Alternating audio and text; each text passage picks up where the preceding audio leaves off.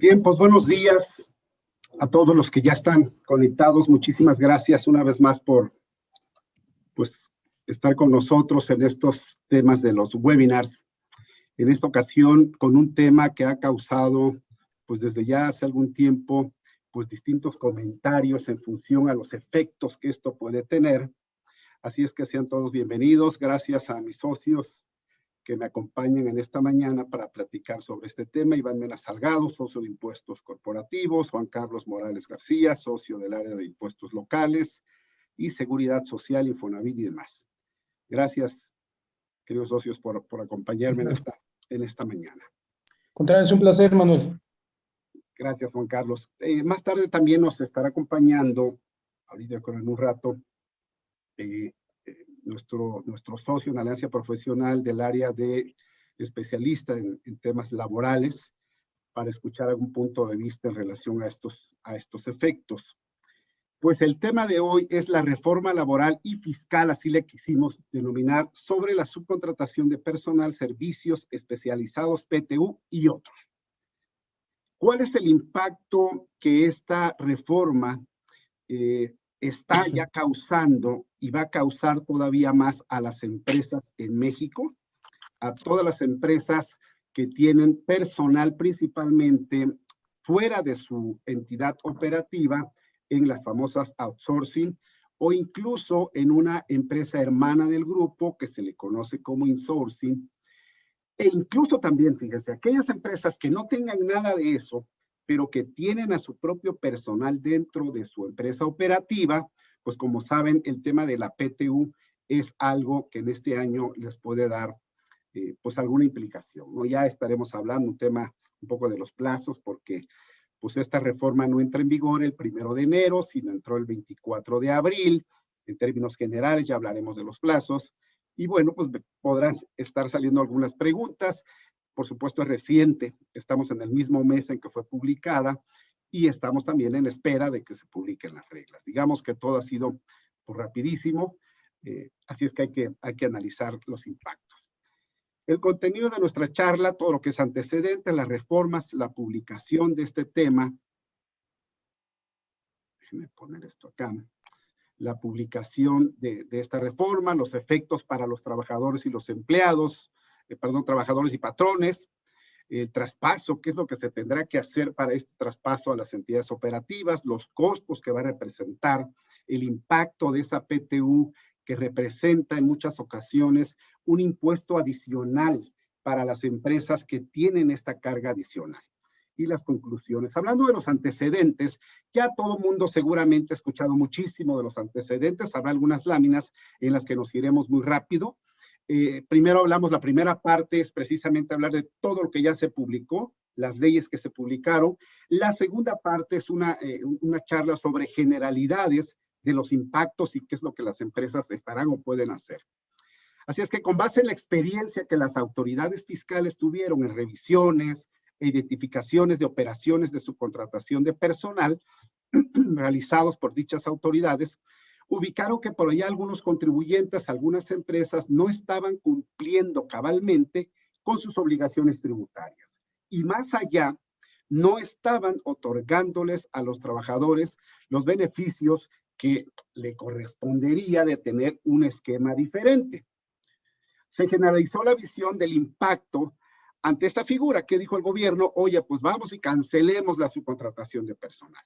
Pero claro, dentro de ese esquema, pues hay diversos impactos, no solo para ese grupo que esté haciendo o estaba haciendo un indebido uso de la ley o incluso fraude a la ley o abuso del derecho, ¿verdad? Sino que toman la generalidad del impacto. O sea, en lugar de enfocar la atención, cuidado, fiscalización y seguimiento, específicamente en estos casos donde se estaba haciendo fraude a la ley, afectando al fisco federal y por supuesto a los trabajadores, no, se decidió hacer una cancelación general. Se perjudicó pues entonces a las empresas que venían cumpliendo en algunas ocasiones, en algunos foros, incluso parlamentos, se decía, oye, si un grupo de empresas tiene a un lado a una entidad de las llamadas insourcing y esta entidad cumple correctamente con sus obligaciones fiscales, pues ¿cuál es el problema de que tengas que afectar a esta empresa? Tiene registrado a sus trabajadores con su salario real, las prestaciones las tiene bien registradas, paga los impuestos correspondientes, no hay ningún problema, ¿verdad? Así es que, ¿por qué las afectas? Entonces, dijeron, no, se cancela completamente, ya veremos cuáles están permitidas y todas las cosas que hacen falta de aclarar o de poder dar un enfoque más amplio para cumplir con la ley, ¿no? Así es que se afecta al sector laboral que podría perder diversos derechos ya devengados, ¿no? Aquí tenemos un tema de la subcontratación de las empresas cumplidas, justo lo que estamos haciendo. ¿Qué hacían estas empresas que cumplían o cumplen al 100%? Pues lo que hacían es, buscaban una administración adecuada, evitaban, digamos, la carga administrativa laboral y para ello, pues preferían dedicarse a la producción y operación de su negocio, contratando la administración del capital humano con una empresa hermana o con una tercera. Ustedes conocen que hay empresas enormes a nivel mundial que se dedican precisamente a la subcontratación de personal, pero eso no quiere decir que sean empresas que estén haciendo un abuso de la ley, sino que son empresas que por lo mismo de ser una marca internacional, pues cumplen en cada país que están aplicando y trabajando con las disposiciones fiscales. La administración del riesgo laboral. Evitar conflictos directos en materia laboral y administrados y atendidos por un tercero. ¿Sí? Si hubiera algún conflicto o algún tema que tuviera que analizarse, entonces lo hace la empresa que se encarga de esta administración de riesgos. Luego, la administración de la PTU. Por supuesto que las empresas dicen, ¿cuál es la tasa de impuesto que termino pagando para los trabajadores? Bueno, pues 30% más lo que corresponde en el impuesto sobre dividendos, más lo que me representa, los no deducibles de la previsión social, más la PTU. Así es que cuando terminan sumándole todo ello, amén de que las empresas tengan un sueldo de mercado, prestaciones quizás hasta por encima de la ley, pues dicen, yo no debería estar pagando eso porque además doy bonos. Ok, entonces debiera haber una limitante, ¿verdad? Está bien que se le estimule al trabajador en general, porque como saben la PTU se otorga en general, que se hiciera un bono para poder otorgarlo con cierta limitante, y eso es lo que se regula, pero hay que tener cuidado en cómo está la redacción, que ahora lo platicaremos. Los efectos de empresas no cumplidas, y lo ponemos a manera de gota y de color verde y con temas, pues que sí, terminan afectando la salud financiera de la hacienda pública y la salud financiera, por supuesto, de los trabajadores. Así es que sueldos no reales o sueldos mínimos o pagos de las nóminas en forma indirecta, a través de terceros. Es decir, que registraban sueldos mínimos o pagaban complementos por otra vía. Bueno, pues ese era un tema que la autoridad dice, pues no debiera ser así. Segundo, a los trabajadores no se les pagaban sus prestaciones laborales, sociales y efectos en remuneraciones. Al no pagarle un sueldo real que estaba percibiendo, pues ya se imaginan el tema de las prestaciones que terminan recibiendo. Luego señalamos que en la juventud, los jóvenes trabajadores prefieren en muchas ocasiones traer dinero en la bolsa, traerlo ya en uso en la bolsa, que imaginar que tienen que pagar impuestos cuando quizás por la juventud, pues señalan que no se enferman, que no necesitan nada, todo lo pueden, y pasa el tiempo, si están o estuvieron en un esquema como estos que la autoridad no acepta, pues todo ese lapso en que no percibieron estas prestaciones, pues tuvieron una afectación. ¿Cuándo se dan cuenta de esta situación? Al paso del tiempo. Ya platicaremos adelante. Bueno, a la hacienda pública, y ven el tamaño de la gota, ¿no? A la hacienda pública, pues no se contribuía correctamente. Y luego el tema, como ya decíamos, de una aportación patronal para la vivienda, una aportación para el retiro y o para las pensiones. No se aportaba, según la autoridad, lo debido a estas entidades. Entonces hacían una evasión de contribuciones. Todo esto en razón de la exposición de motivos y la explicación en los medios que ha expresado la autoridad. La autoridad expresa que pues, los servicios de subcontratación de personal fue utilizado por algunos contribuyentes para evadir el pago de contribuciones tanto sociales como a los salarios. Beneficio y perjuicio. ¿Qué sucedía? Los patrones se ahorraban dinero y afectaban a los trabajadores aunque la retención fuera mínima o nula. No se tenía registrado con el salario real. Proponen entonces cancelar todos esos servicios de subcontratación de personal para solo permitir la subcontratación de servicios u obras especializados, así como los complementarios o compartidos entre empresas del mismo grupo. Ya veremos que faltan muchas definiciones, pero es no objeto social, siempre y cuando pues se permitan, siempre y cuando esa actividad que realicen no tenga que ver al objeto social o a la actividad preponderante del contribuyente. En los requisitos se deben cumplir diversos requisitos, registrarse en un patrón ante la Secretaría del Trabajo, pasar a los trabajadores en 3 meses a la operativa y cumplir con una serie adicional de requisitos. El 30 de noviembre, bueno, a raíz de todo eso, pues ya empiezan con la reforma y recordarán ustedes que el 30 de noviembre del 2012 se hizo una reforma laboral donde se introduce la figura de subcontratación, ¿verdad? Ya analizaremos cuáles son las definiciones que tenemos ahora. Luego, el 9 de diciembre del 19, se hace una reforma a la ley del IVA con una retención del 100% por esa subcontratación, que recordarán que causó una serie de controversias entre la autoridad, la PRODECON daba unas recomendaciones, los contribuyentes pensaban otra cosa, había quien tomaba la opción de, oye, a mí reténme, no quiero ningún riesgo, ¿no? De todos modos, lo vas a acreditar, ¿no? El 12 de noviembre del 20, pues ya se presenta esta iniciativa de esta reforma para prohibir. Y así nos vamos. El 21 de diciembre, por abajo del agua, decimos en muchas ocasiones, en la Ciudad de México sí entró en vigor este tema de una declaración informativa para aquellas empresas que tenían subcontratación de personal. Para la Ciudad de México ya está, y hay que estar cumpliendo con esta información. Digamos que fue una prueba para ver qué tal cumplían. No sabemos en qué porcentaje las empresas que están en esta situación hayan presentado esto a la Ciudad de México, al gobierno de la Ciudad de México. Se realizaron mesas de trabajo con el sector empresarial, obrero, gobierno, recordarán ustedes, para tratar de convencer a la autoridad en qué podría hacer algún cambio, alguna adecuación, pero bueno, ya saben lo que pasó. Así es que el 11 de enero del 21 se reforma el artículo 330 de la Ley del Trabajo para regular el teletrabajo. También es otro tema adicional que ya las empresas deben estar ahora ya aplicando, ¿verdad? En el monto, que todavía no hay reglas para decirte cómo determinarlo perfectamente, en qué monto de la electricidad, en qué monto de servicio de internet, e incluso en qué monto de todo el mobiliario, pero ya está en vigor. Es un tema también que tiene que ver con la relación laboral. El 13 de abril del 21, pues, se emite el dictamen por la Cámara de Diputados, donde se prohíbe la subcontratación, y el 20 de abril del 21, el dictamen por parte de la Cámara de Senadores, ¿sí? También confirma que queda prohibido. Para que el día 23 de abril queda la publicación en el Diario Oficial, ya firme con esa publicación, y sí se permite los servicios de obra y servicios especializados.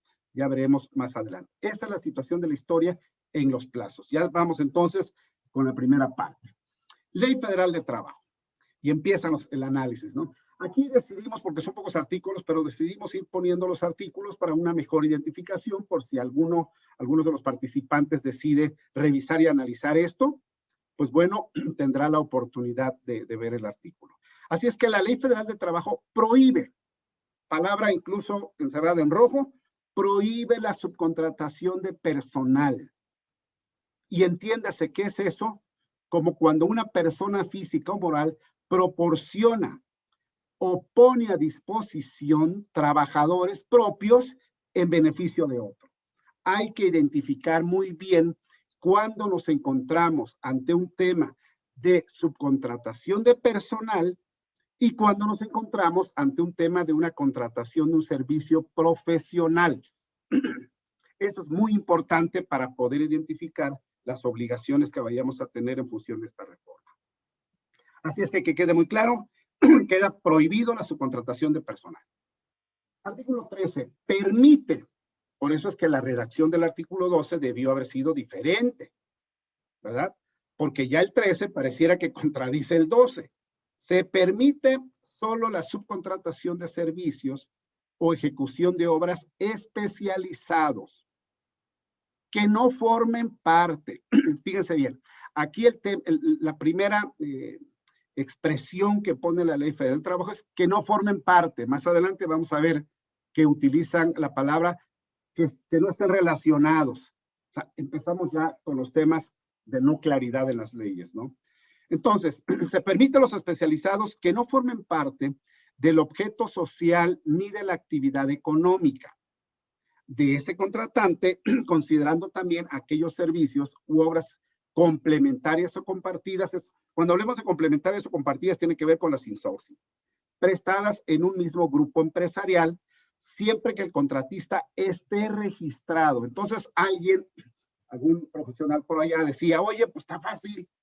Si yo digo que tengo servicios especializados, no forman parte del objeto social y está registrado, pues palomazo, ya no tengo más de qué preocuparme.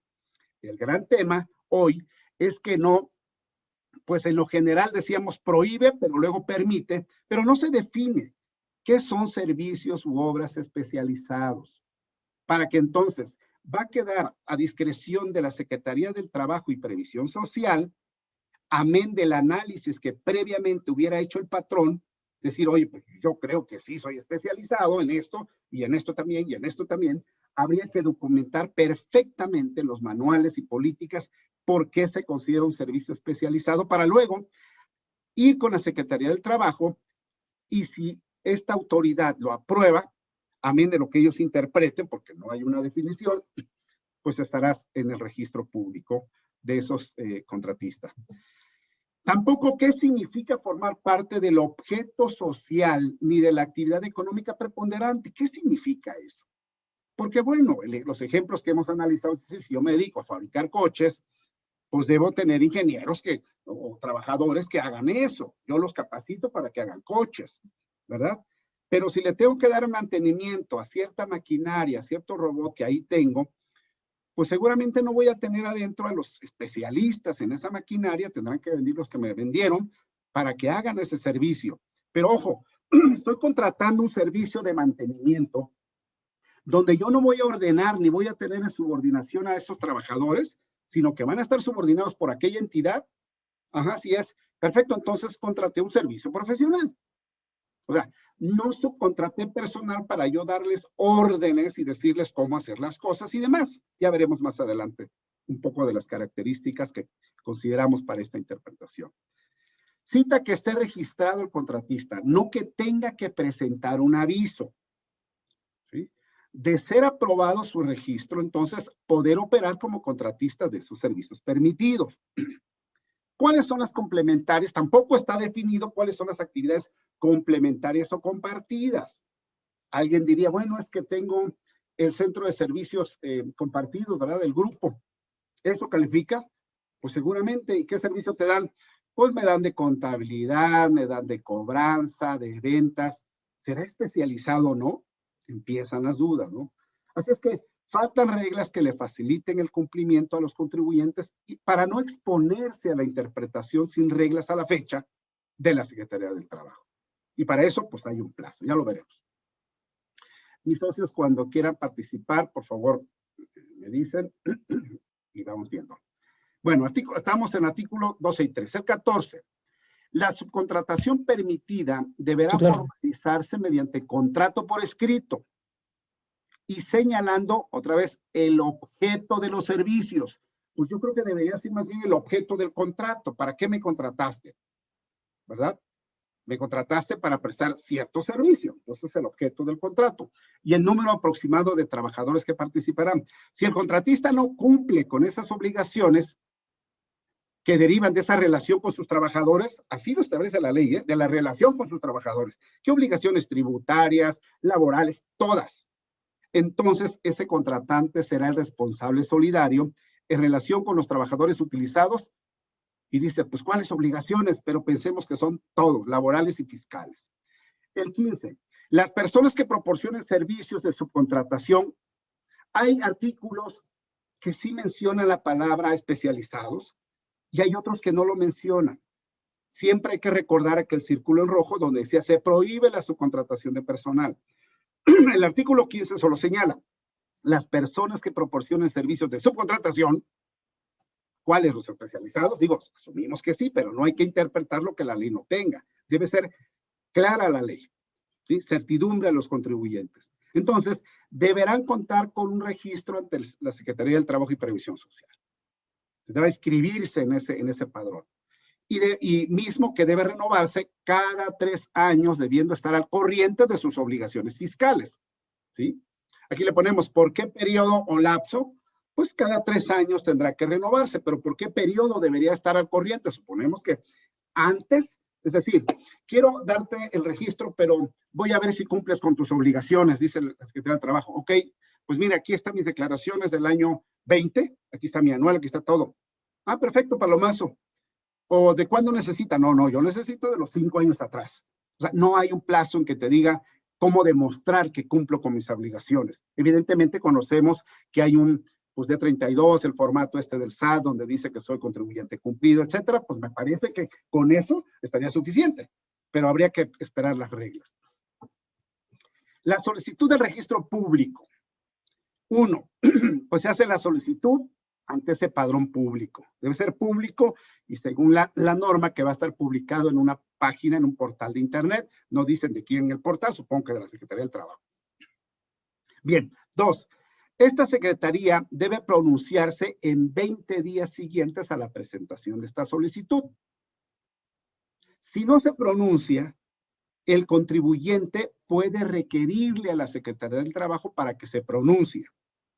Así es que esta secretaría debe resolver en 3 días.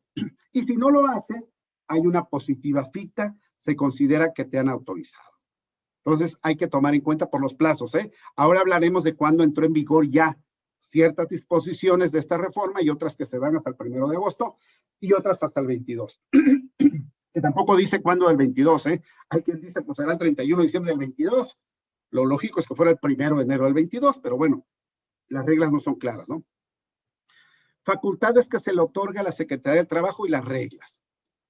Bueno, pues no hay reglas para negar. O sea, no hay reglas para negar la solicitud.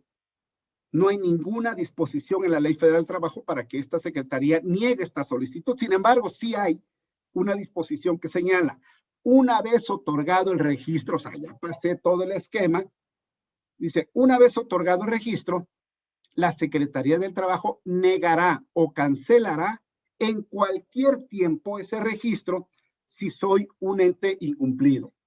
O sea, que no cumplo los requisitos. ¿Y cuáles son los requisitos? Que esté al corriente con mis obligaciones, porque se acuerdan que ya decía eso. Eso es para obtenerlo. O sea, si se acuerdan te van a otorgar el registro siempre y cuando demuestres que cumple con tus obligaciones. Pero entonces, ¿cuáles obligaciones adicionales son para que no me niegues después o me canceles el registro? Faltan reglas.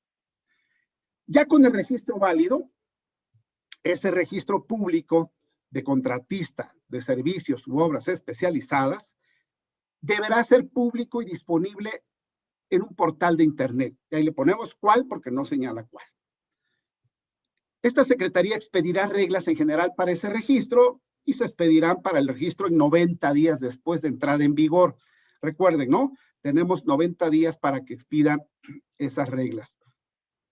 Ahora lo veremos con más detalle más adelante, para hacer un poquito el cuadrito de plazos, tiempos y todo, ¿no? Patrón sustituto. En la Ley Federal de Trabajo hay un artículo, pues 41, que señala que surten efectos el patrón sustituto si se transmiten los bienes objeto de la empresa o establecimiento permanente del patrón sustituido, o sea, que pases todos los activos a lo que te dedicabas, ¿no? Para las relaciones de trabajo, para ser responsable solidario, ¿sí? Para todo ello habría que cumplir con ese 41. Luego, la Ley de Seguridad Social, Ley de Seguro Social, en el 290, señala ahí claramente que para pagar créditos fiscales exista una transmisión por cualquier título de todos los bienes, ¿sí? Con la finalidad de explotarlos en el ánimo de continuar esa actividad. Y en todos los casos se presume que habrá una continuidad de esa actividad. La presunción ya no es de que traspases los bienes, sino que la presunción básica y esencial para interpretar esto es de que continúes con las operaciones. O sean socios en común del patrón sustituto y también se dediquen al mismo giro. Entonces, si no hay transmisión de bienes... Sí, para que, perdón, Manuel. Sí, señor. Ahí para que pueda, ahí para que se pueda considerar patrón sustituto, traspasa todos los bienes a la empresa. ¿Perdón? Sí, ¿sí me escucharon? ¿Sí me escuchaste, Manuel? ¿Sí se Te escucha? escuché por pedazos, perdóname. Ok, que para que se considere patrón sustituto realmente tiene que pasar ese proceso, ¿no? Toda la transición de la operación, si no, de lo contrario, no se considerará como patrón sustituto. Sí, eso es lo que establece la norma. Veremos más adelante que en el transitorio, para este tema particular, te señala que no te preocupes por este tema de patrón sustituto, siempre y cuando pases a todos los trabajadores en este lapso de 90 días. Si lo haces, ya se considera patrón sustituto para fines del IMSS. Ahora lo comentaremos, ¿no? Gracias, Juan Carlos. Ley Federal de Trabajo, patrón sustituto, entonces ahí está el 41 y el transitorio, aquí está, ¿no? No será necesaria la transmisión de los bienes objeto de la empresa o establecimiento siempre que durante el plazo de 90 días naturales, contados a partir de la entrada en vigor, el contratista transfiera a la persona beneficiaria los trabajadores. Pero ojo con este tema y también lo remarcamos. Y bueno, la verdad es que seguramente muchos de ustedes han participado en una transición de patrón sustituto y aquel tema de análisis que decimos, oye, pues son trabajadores ya preparados, ya listos, ya capacitados, que simplemente lo pasa a otra empresa y esa empresa seguramente seguirá operando con ellos, cobrando el servicio y habiéndose beneficiado de toda la capacitación que le dio la primera. Entonces hay quien dice, oye, pues ¿cuánto vale eso? Pero yo se lo cobro al otro, ¿no? Es como un guante cuando cobras una renta ahí en el aeropuerto y dices, oye, pues el local está buenísimo, ¿no? Te lo cedo, pero pues págame un guante para poder entrar, ¿no? Más o menos en este escenario, un análisis de negocios en la materia. Pero luego el patrón sustituto dice, oye, pues es que si me estás pasando a estos trabajadores, si quieres que yo le respete su antigüedad y todos sus derechos del pasado, pues prácticamente llegan con una figura sumada de un pasivo que tengo que registrar, una reserva, porque pues, no eran míos, eran tuyos. Pero entonces tengo yo que registrar ese pasivo laboral. Pues acá en esta disposición me lo dice claro. Se deberá reconocer sus derechos laborales, incluida su antigüedad que se hubiera generado por el efecto de la relación de trabajo. Así señala, ¿no? Debería decir el efecto de la relación de trabajo del pasado, a menos de que estaban en otra empresa. Pero habrá quien diga, bueno, pues está bien, oye, pues yo le reconozco al señor sus derechos laborales. Y luego, no, ya le reconocí. No, pero tiene que estar reflejado en un estado financiero. La mejor forma o la forma de demostrar que he reconocido esos derechos laborales es tener registrado un pasivo. Así es que hay que tener mucho cuidado con este tema. Entonces, recordarán ustedes, pues, que en materia contable está la norma de información financiera de 3 de beneficios para los empleados y la prima de antigüedad, o incluso si la empresa tiene un plan de pensiones privado propio, ahí la empresa de las que estas patrones paternalistas y plausible su acción de provocar la lealtad de los trabajadores y en adición a lo que le da el Seguro Social de Pensión, pues también dan un plan privado de pensión y le complementa a ese trabajador que mucho tiempo seguramente estuvo con lealtad trabajando para la empresa. Si fuera el caso, pues entonces esas obligaciones la tendría que reconocer el nuevo. Las preguntas aquí es, ¿cuánto representa en la empresa actual de los trabajadores? ¿Está registrado? El impacto que tendrá en el registro y reconocimiento en la empresa que reciba a los trabajadores, ¿cuánto será? Porque claro, le va a afectar el estado de resultados. ¿Se liquidarán o no a los trabajadores en la empresa actual? Bueno, hoy las empresas están pensando, las que están, las outsourceras, como le llaman, están pensando en liquidar a los trabajadores. Y ya ustedes saben todas las reglas de liquidación, ¿verdad? Lo que está en la Ley Federal del Trabajo, lo que hay en jurisprudencia de los 20 días por año, que ya no aplica, y todo lo demás, las reglas que hay, por cuánto le vas a dar para liquidarlo, para que sea recontratado en la nueva empresa con nuevas prestaciones, nuevas reglas, etcétera. Todo este tema hoy ya se está analizando en las empresas. Nosotros tenemos clientes a los que ya le estamos apoyando en este análisis. ¿Cuánto será el efecto en flujo de efectivo? ¿Y por qué hablamos de flujo de efectivo? Porque puede que haya un grupo de personas que ya tengan una antigüedad importante que estén casi cerca de jubilarse y luego recibir su pensión. Y si no tengo un plan de pensiones privado, pues seguramente al liquidarlo, lo que hace las veces de un plan de pensiones privado, pues es la indemnización que le corresponde. Imagínense en época de pandemia, ¿no? ¿Se valoró antes de reformar? Pues seguramente no. Aquí el tema es, vamos a hacer justicia laboral, etcétera, etcétera. Otra vez, y los patrones que están generando empleo, no. Ahí veremos después qué pasa con ellos, que paguen, ¿no? Imagínense el escenario, ya no quisimos hablar de estadísticas de este tema porque lo habrán escuchado muchísimo. Imagínense cómo están las cosas, que el gobierno mexicano cancela la subcontratación de personal y ayer el gobierno de Estados Unidos incrementa de $7.25 por hora a $15 por hora para los trabajadores subcontratados por el gobierno de Norteamérica. Allá no solo no cancela, sino que les incrementa el salario mínimo por hora. Fíjense, aquí al ladito, ¿no? ¿Se perderán empleos? Bueno, pues ahora empezaremos a ver en estos 3 meses qué acciones tomarán esas empresas, si liquidarán, si volverán a recontratar, si aprovechando la coyuntura y la situación económica que estamos viviendo, pues aprovechan y hacen un recorte. Probablemente haya más desempleo, no lo sabemos. ¿Se modificarán salarios al recontratarse? Probablemente.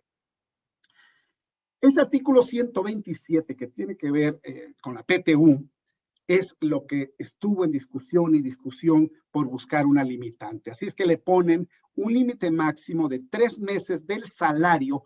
Ojo, ¿qué significa el salario? Por allá el artículo 84 de la Ley Federal de Trabajo señala todo lo que se considera salario. En materia de PTU, el artículo 124 señala que debe considerarse salario, sin las prestaciones. Ojo con este asunto, me parece que por ahí hay un tema importantísimo que se debe valorar en las empresas en el análisis coyuntural y de diagnóstico de este impacto económico de esta reforma. Entonces, el límite máximo de PTU son 3 meses del salario del trabajador o el promedio de la PTU recibida en los últimos 3 años, lo que resulte más favorable. 2 escenarios. Los trabajadores que estaban en outsourcing se vienen ahora en la empresa operativa, la productiva, y pues dice la empresa, bueno, pues voy a ver los 3 años para atrás y pues no estaban. No, es que me faltó decirte que deberías tomar la utilidad de los 3 años, aunque no estuvieran. No, eso no dice la ley, ¿verdad? Así es que me despreocupo por esos 3, promedio de los 3 años y topo 3 meses. Otro caso, las que no están en outsourcing ni insourcing ni nada, sino que la tienen dentro de la operativa. Eso sí tienen un promedio de los últimos 3 años. Bueno, pues si en esos últimos 3 años le daba 4 meses y medio de PTU, ¿cuánto creen que le va a tocar en este año? Pues 4 meses y medio, ¿sí? Oye, pero excede 3 meses, sí. La ley señala que lo que le resulte más favorable. Así es que, ¿qué debería hacer la empresa en estos 3 años siguientes con la PTU para que después promedie quizás no más de 3 meses? Ahí está la clave de este diagnóstico y el análisis. El artículo 1004A y C de la Ley Federal del Trabajo señala que no permite, el patrón que no permita la inspección y vigilancia de la Secretaría del Trabajo, así como las empresas que presten este tipo de servicios de subcontratación, debiera decir especializados, pero así señala, sin contar con ese registro, no creo que alguien se aviente el tiro de hacer esta prestación, porque además estaría en un tema de simulación y de defraudación fiscal, que ya saben que tiene no solo una infracción pecuniaria, sino además puede tener una sanción corporal. Así es que recibirán esta multa que va de los 250 en el caso de la A a 5,000 veces la UMA, o sea, 22,400 a 448,000, y en el caso de la C, de 2,000 a 50,000 UMAs, 179,000 a 4 millones de pesos. Un ente necio y diga, es que yo sí soy, pero es que la Secretaría de Trabajo dice que no, pues no importa, yo sí soy. Bueno, habría que ver cuántas empresas se van a amparar o no ante esta situación, argumentando de que ellos sí son un servicio especializado, sin tener definición de ello y esperar que la Corte defina. Imagínense hasta dónde puede llegar, ¿no? Entra en vigor al día siguiente de su publicación, o sea, se publicó el 23 de abril, entra el 24 de abril. Ojo, 90 días para traspasar empleados y otros puntos. Bien, hasta acá la Ley Federal de Trabajo. Ahora tocaremos el tema de Seguridad Social, la Ley de Seguro Social y la Ley del Infonavit. Mi estimado Juan Carlos, por favor, te cedo la palabra. Perdón, Claro. Manuel, Juan Carlos, yo solo quisiera hacer un comentario Perdón, sí. referente a la Ley Federal del Trabajo. Como lo comentó Manuel, esta entra en vigor a partir del sábado pasado, del sábado 24. Entonces, digo, independientemente de que para efectos fiscales o las leyes fiscales, Código Fiscal, Ley del IVA, Ley del Impuesto a la Renta, entre en vigor el 1 de agosto, si ahorita una persona realiza la subcontratación en este periodo, pues ya como está prohibida, pues va a ser acreedora a las sanciones que estaba comentando Manuel. Entonces, sí es importante tomar en consideración que ya la subcontratación quedó prohibida como tal, y si se contrata durante este periodo, de aquí a agosto, pues por lo menos las multas que maneja la Ley Federal del Trabajo y la ley del Seguro Social y del Infonavit, pues sí podrían ser acreedores. Entonces, ese era el comentario que quería hacer. Perfecto, muchas gracias, Iván. Adelante, Juan Carlos. Hace un momento te escuchamos un poquito cortado. Gracias. Ahí está, perfecto, adelante. Gracias, Manuel. Qué bueno, también sucede aquí. ¿Sí me escucha? ¿Sí se escucha, Manuel? Sí, nada más que se corta un poco, no sé si sea. Manuel, ¿se escucha? Ahí está. Dale.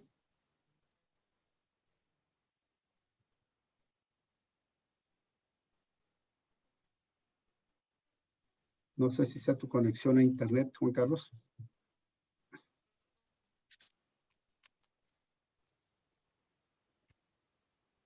Sí, bueno, en su artículo 15, que menciona que los servicios especializados se deben cumplir con algunas condiciones.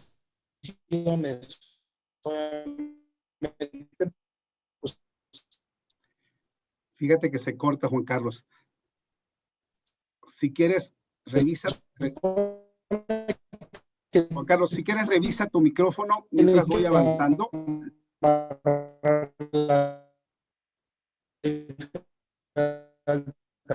Trabajo, la ley de Seguro Social y la ley del Infonavit. Obviamente, pues también hay algunas, okay. Juan Carlos, se pierde tu comunicación. Si quieres, déjame avanzo y observa ahí si puedes corregir si es conexión a internet o algo. Voy comentando. Artículo 15A, Ley del Seguro Social, trae sus disposiciones en particular que se deben cumplir, así también lo trae el Infonavit. Las tres entidades estarán trabajando en un convenio de colaboración para revisar que los contribuyentes cumplan. Pero aquí lo que señala el 15A es que la contratación de servicios especializados se deberán cumplir con condiciones y requisitos. O sea, te manda la Ley Federal de Trabajo.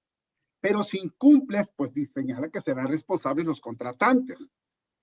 Y que esos prestadores de servicios especializados deben proporcionar cuatrimestralmente al IMSS la información relacionada con contratos, señalando los datos de las partes, su acta constitutiva, empleados que se utilizaron ahí en este servicio, el objeto del contrato, ahí se señala el objeto del contrato, y podrán presentarse mediante medios electrónicos. Para ello, pues hay que esperar las reglas. Ojo, cuatrimestralmente en el caso del Seguro Social.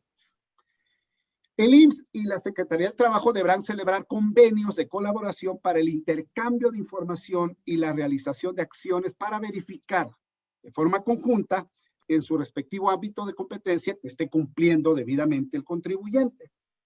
Pero el IMSS deberá informar a la Secretaría del Trabajo de algún incumplimiento de requisitos del presente artículo para efectos de lo señalado en la Ley del Trabajo. Entonces, así está redactado, ¿eh? La pregunta que hacemos hoy es en materia de cumplimiento fiscal. O sea, yo le voy a informar a la Secretaría del Trabajo, amén de que ya tenga su registro, de que ese contribuyente que tiene un registro de servicios especializados no me está pagando las aportaciones. Y por lo tanto, en cuanto le avise a la Secretaría del Trabajo, ¿qué va a suceder? Ahí sí tiene facultades para cancelar el registro. El artículo 304A, que tiene que ver con multas y el registro, 304 A y B, hay una multa por incumplimiento, si se incumple pues a las obligaciones, o se hace fuera de plazo al presentar la declaración informativa de esta cuatrimestral, que va desde el equivalente a 20, de 20 a 2,000 veces la UMA, o sea, de 1,792 a 179,000 pesos, si lo hago fuera de plazo, etcétera, ¿no? Entrará en vigor, así como lo señalaba Iván, estas reglas entran en vigor una vez que se publica, o sea, el 24. La Ley Federal del Trabajo, la Ley de Seguro Social y el Fonavit entran en vigor, o entraron desde el 24 de abril. Se cuenta con 90 días naturales, ojo, son naturales, no hábiles, para dar de baja los registros patronales multiclase y de ser procedente a solicitar al IMSS se le otorgue un registro patronal. Aquí la pregunta es, ¿no se puede dejar uno de ellos? O sea, de los existentes, la regla señala que se deben cancelar todos y solicitar, si procede, dice todavía si procede, un nuevo registro. Oye, pero es que yo tengo 15 registros, me quiero quedar con uno de los 15, cancelo 14 y me quedo con ello. ¿Qué señala la ley? No señala nada. Lo lógico debiera ser que pudiera quedarme con este registro. Hay que esperar las reglas, me parece que eso debiera ser procedente. Si no se dan de baja el registro patronal, o sea, me feo y no lo doy de baja, pues lo hará automáticamente el IMSS. Hasta ahí lo del IMSS. Cuando quieras participar, Juan Carlos, si ya está tu micrófono bien, discúlpame, ¿eh? Dice No, que, trato de hablar. ¿Sí me escuchas ahí, Manuel? yo te No te quise escucho. interrumpir, pero no sé, ya me volví a... ¿Sí me escucha? Ahora te estamos escuchando mejor. Disculpa, adelante. Realmente no sé aquí qué pase, pero trato de conectarme, Manuel. ¿Ahí me escuchas? Adelante, perfecto.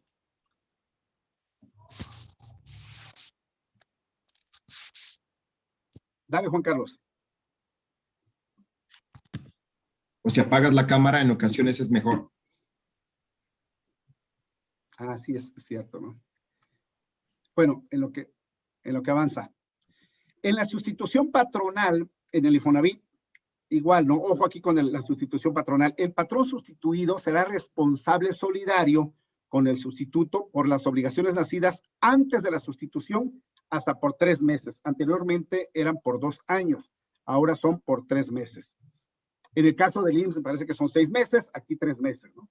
Los prestadores de servicios especializados proporcionarán cuatrimestralmente la información de los contratos de servicios, el mismo tema, hay que informar de los contratos para que el Infonavit también tenga esa información.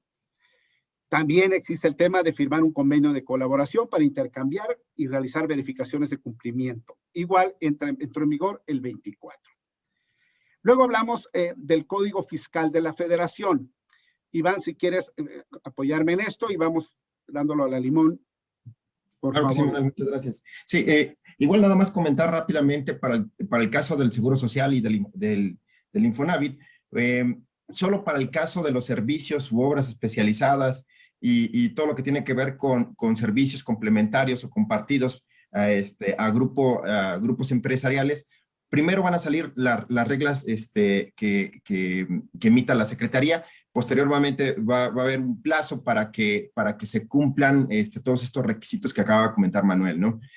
Prácticamente podríamos decir que queda prohibida la subcontratación de personal y solo para aquellos casos donde ya se tenía como tal implementada la subcontratación, pues va a haber un periodo de transición. Pero de ahí para allá, que ahorita alguien quiera pues sí, utilizar este esquema ya no se puede porque de entrada está prohibido y vienen varias penas e incluso pues unas penas fuertes como ahorita las vamos a comentar para el caso del Código Fiscal de la Federación.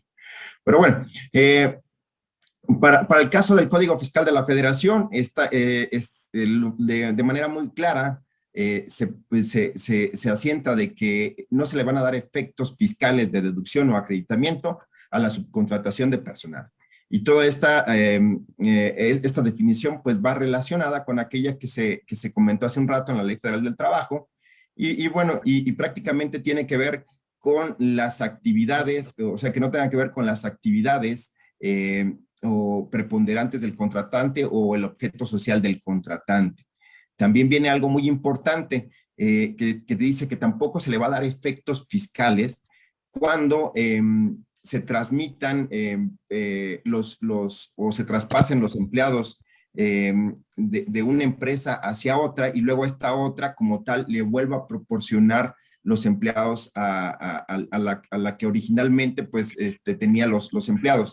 Entonces, aquí el Código Fiscal de la Federación también lo considera como subcontratación y no se le va a dar efectos fiscales.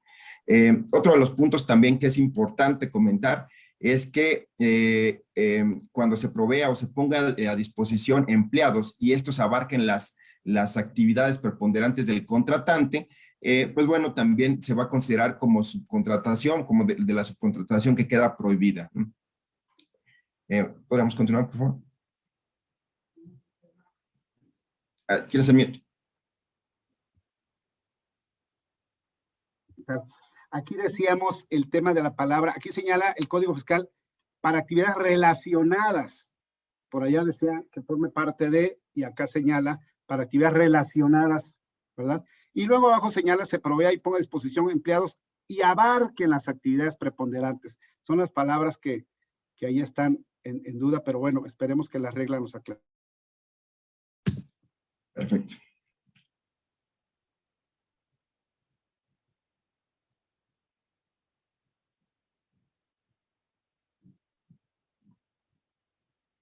Ok, y bueno, al igual que las otras leyes, para el caso del Código Fiscal de la Federación, pues permite la subcontratación de personal relacionada con servicios especializados o ejecución de obras especializadas que no tengan que ver con el objeto social ni la actividad económica preponderante del contratante, y recalca también la parte de que se debe de contar con el registro o debe estar en el padrón al que menciona la Secretaría del Trabajo y Previsión Social, además de que se cumplan con los requisitos que la ley del impuesto a la renta y la ley del impuesto al valor agregado pues señalan.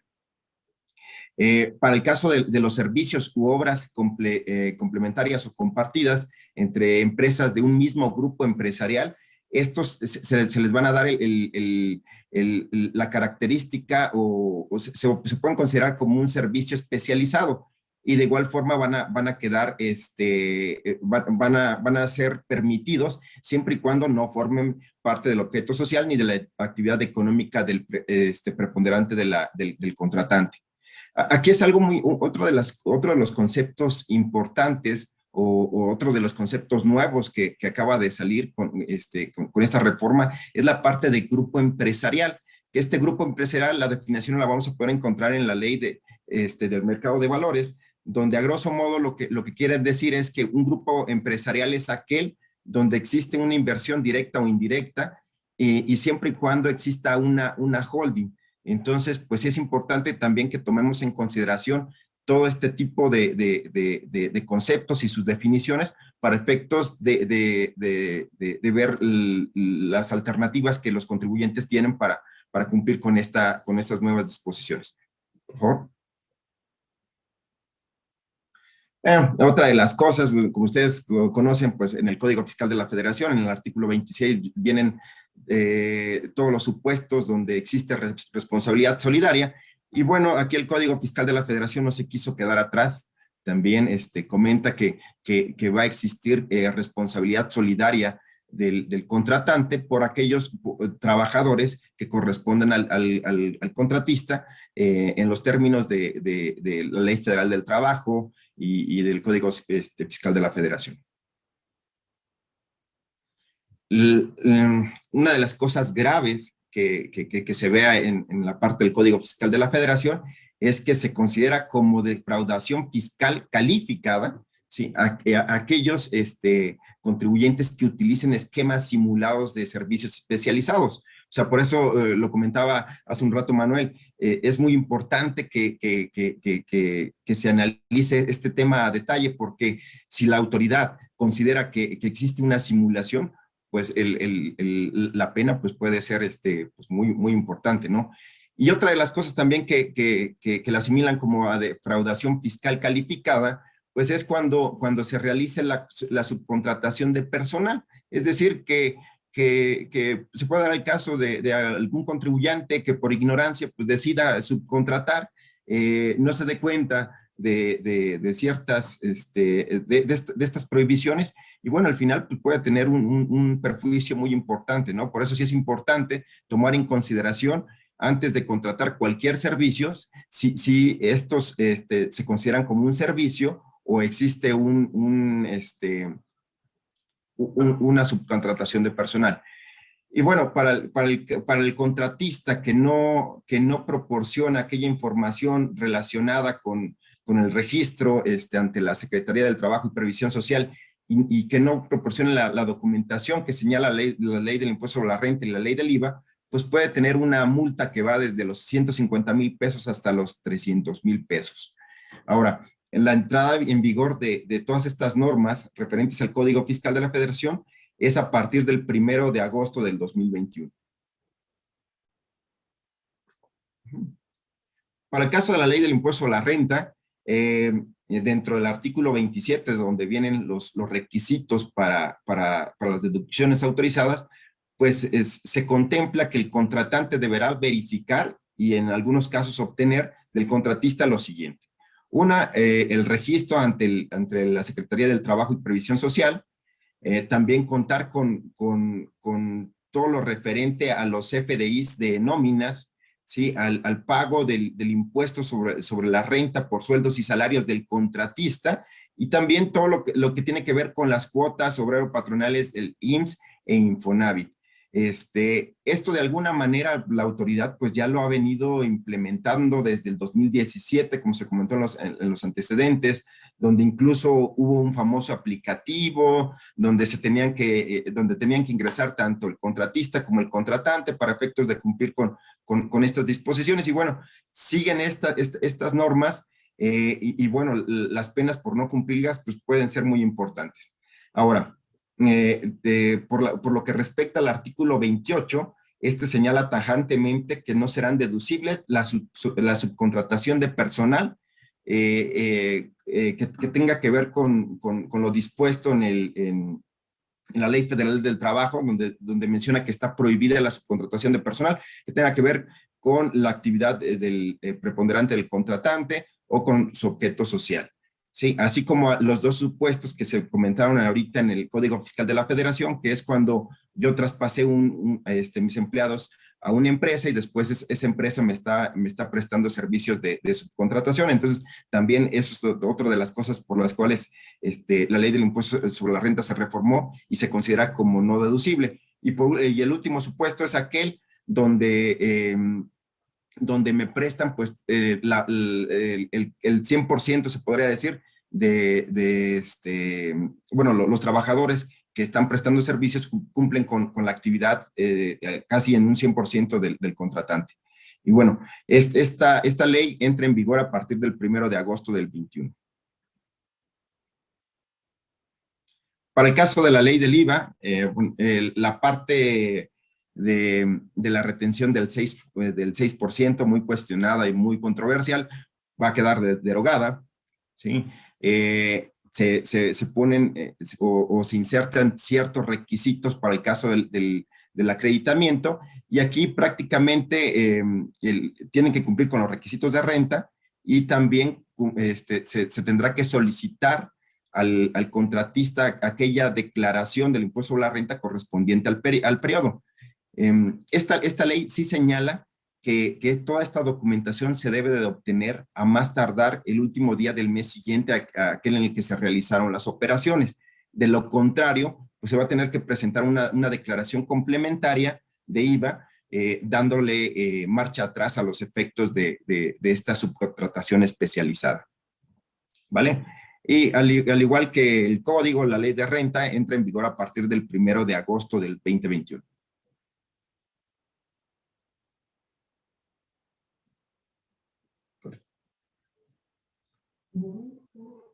Es el audio, Manuel. ¿Tienes bien? Disculpen, es que le puse para que no se repitiera. Ahí estamos, ¿no? Publicación de la reforma a los servicios de subcontratación y la continuidad como servicios de obra especializados, ¿no? Como ven, les decía, las disposiciones que fueron reformadas, ahí están. Ahora lo que nos toca es analizar los plazos y ver qué es lo que tenemos que hacer. La entrada en vigor de estos servicios, pues es 30 días, desde la entrada en vigor para que, bueno, la Secretaría de Trabajo tiene 30 días para publicar las reglas, ¿sí?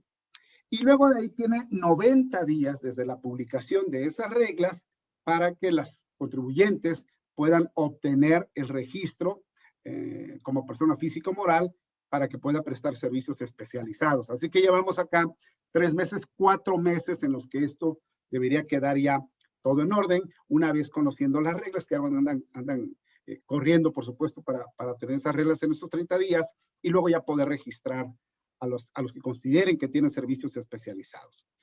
Luego, la Secretaría tiene 20 días para emitir su resolución.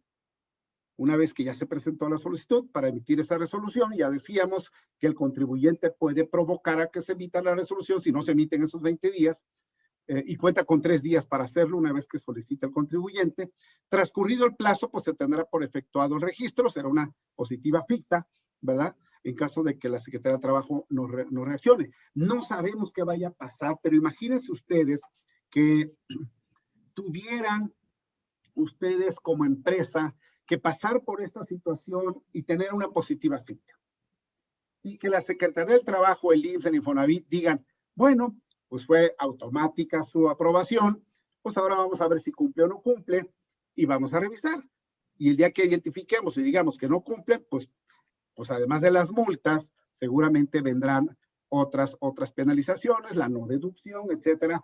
Por eso hay que tener mucho cuidado y ojalá, ¿verdad? Ojalá que la Secretaría del Trabajo sí se pronuncie en el sentido de dar el registro, o en su caso no, habrá que ver cómo motiva y fundamenta el no. Ya decíamos que no hay facultades, ¿no? Así que la palabra especialización es la que toma relevancia, porque solo puede continuar la subcontratación de personal bajo ese esquema, ¿verdad? Y en su caso, aquellos complementarios o compartidos en las insourcing y que no tengan esa relación con el objeto social o que no formen parte, como dicen por un artículo, luego hay otro, de la actividad preponderante. Hay que ubicar muy bien en ese diagnóstico cuáles sí van, cuáles no van y cómo fundamentar el por qué sí son especializados.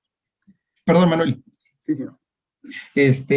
Aquí, si podríamos regresar un poquito 2 láminas atrás, por favor.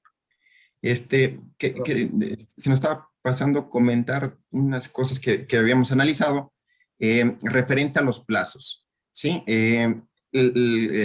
Como ahorita se acaba de comentar, se cuenta con 90 días para obtener este registro y estos van a empezar a contar a partir de que la Secretaría del Trabajo publique las reglas.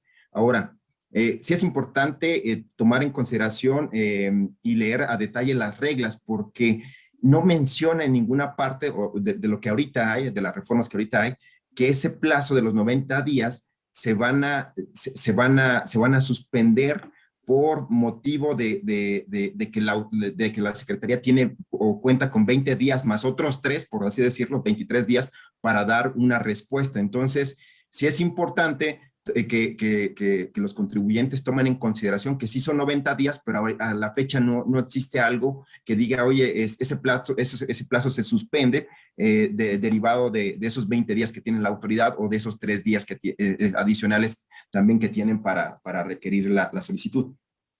Sí, Nada más era eso. Gracias, Iván. Fíjate que es interesante porque imagínate que la autoridad publica, luego ya arrancan los 90 días, el contribuyente ya conociendo las reglas presenta su solicitud y dice, bueno, pues voy a esperar acá para que los 20 días me lo emitan, ¿verdad? Yo tengo 3 meses, ¿verdad? Pero, pues si lo meto, claro, si lo meto el día 90, pues ya no me va a alcanzar, digamos que del mes 90 empezaría a contar los 20 días para que la autoridad emita. Pasado esos 90 más 20, es donde ya exijo que me dé una resolución. Pero pensemos que la mayoría presenta su trámite 90 días menos 20. Pensemos, ¿no? Y dice, bueno, pues aquí está, ya llegaron los 20 días y no me contestó, pues entonces provoco la respuesta, ¿no? Habría que analizar todos los casos que pudieran presentarse, ¿verdad?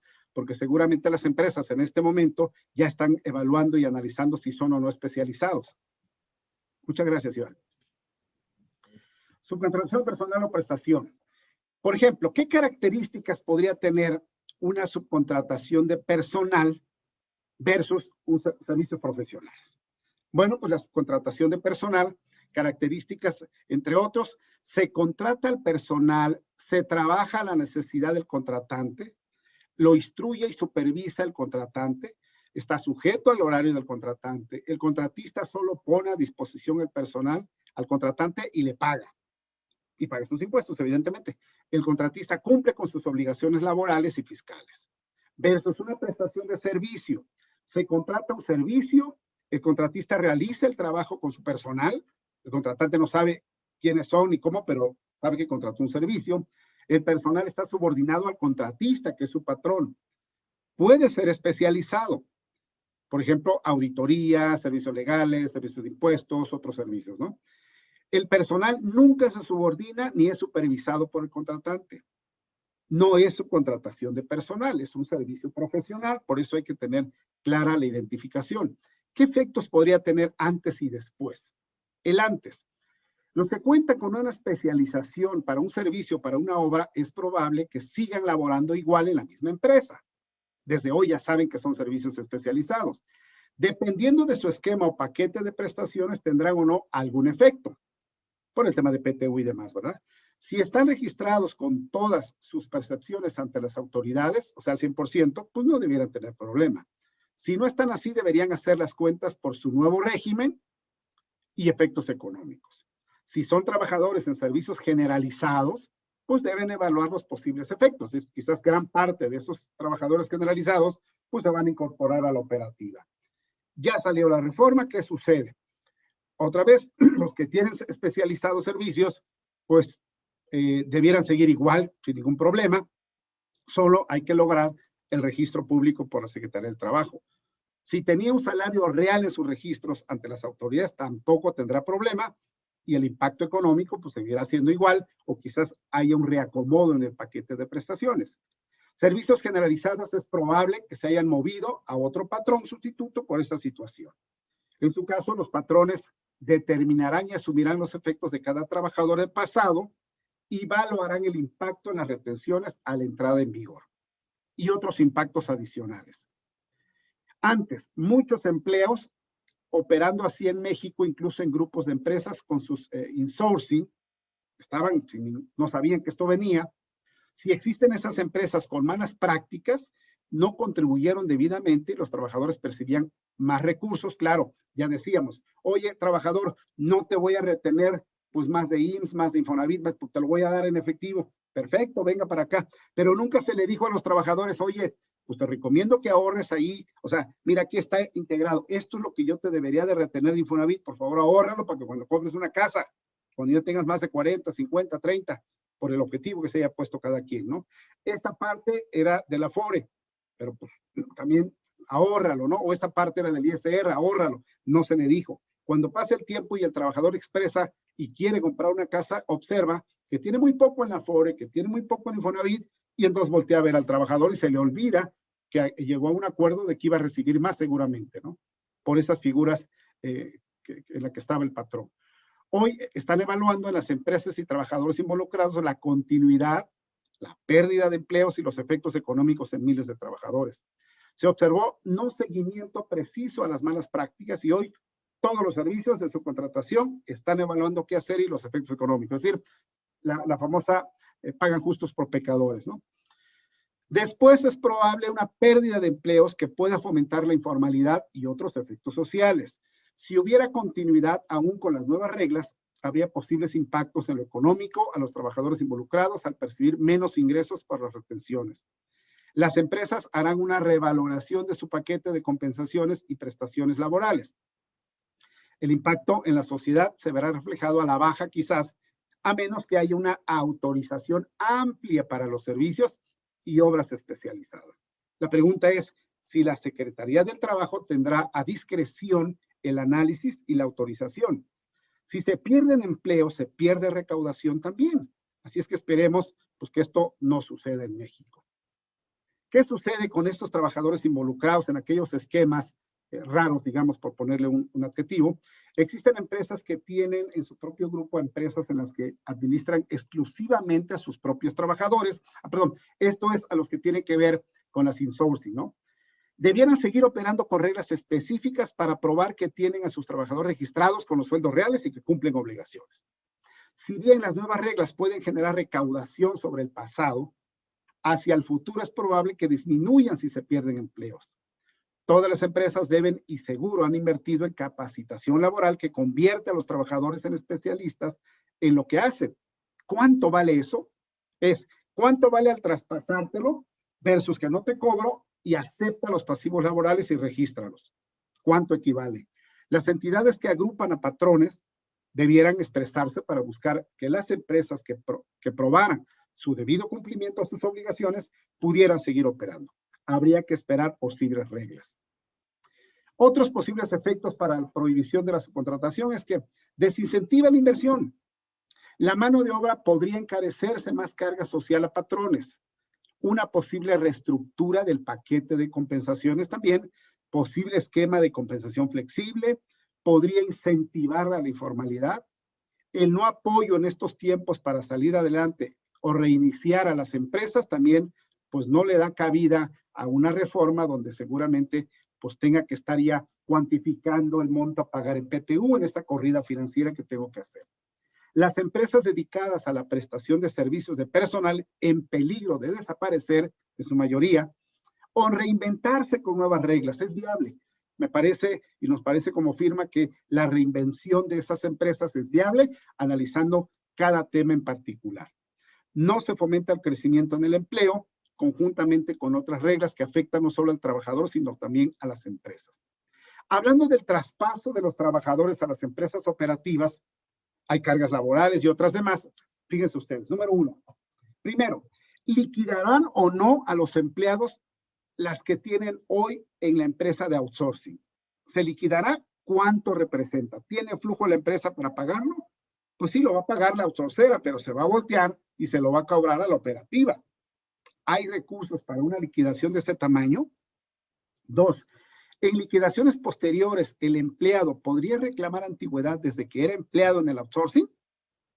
Pues sí, diría, oye, pues si me reconociste mis derechos porque así te obligó la ley, pues señor, págame. 3. Sustitución patronal. La responsabilidad solidaria queda por un lapso. Aquel que fue sustituido y de 3 meses, 6 meses en adelante, ya la responsabilidad queda por el que sustituyó en todos los aspectos.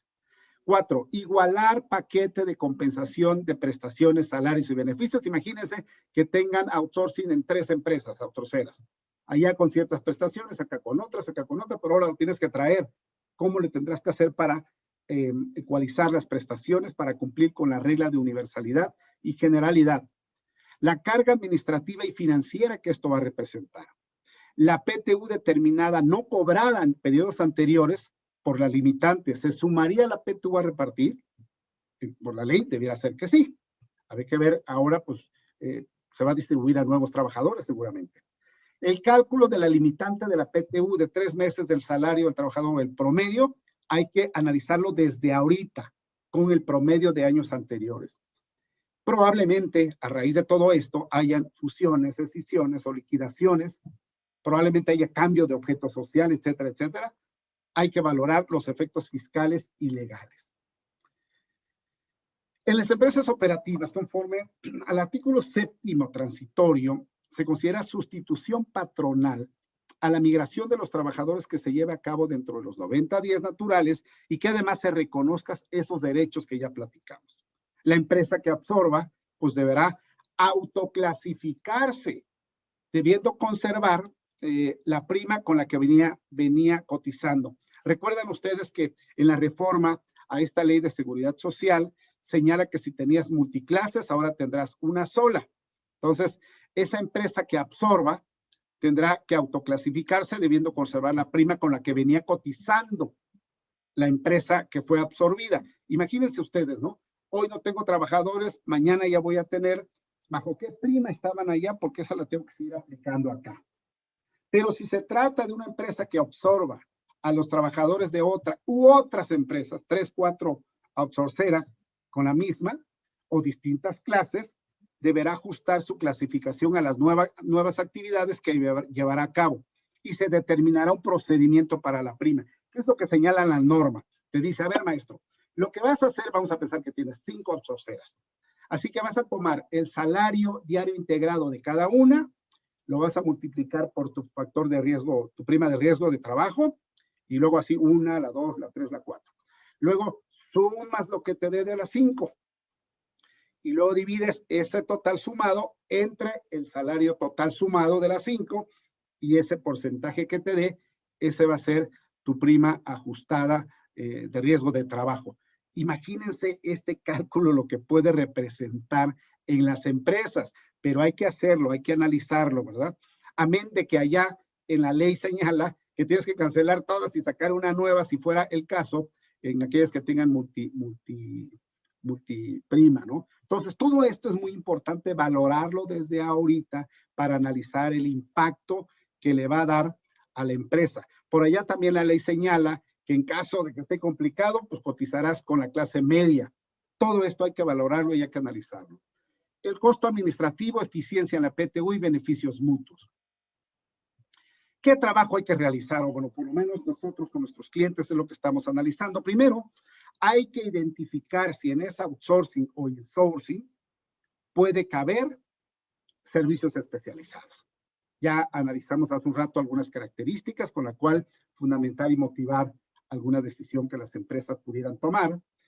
Segundo, hacer una revisión del paquete actual de compensaciones. Hoy, ¿cuánto das? ¿Qué das de prestaciones?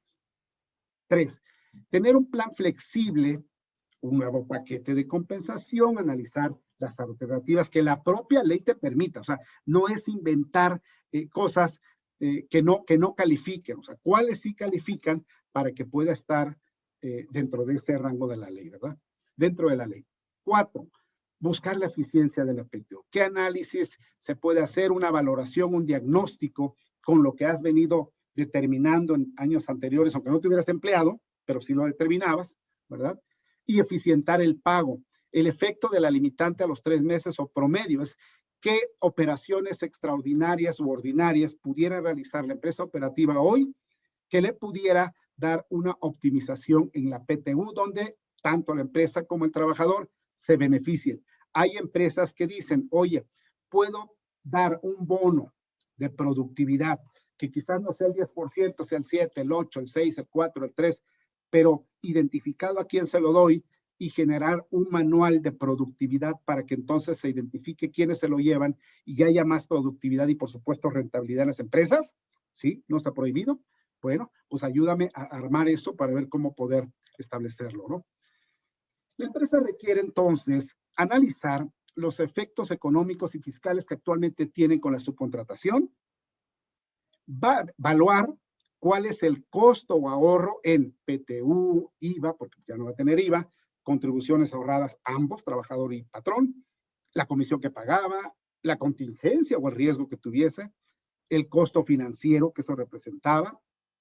Tendrá que valorar el costo actual de su nómina con o sin contingencia y una posible mejora.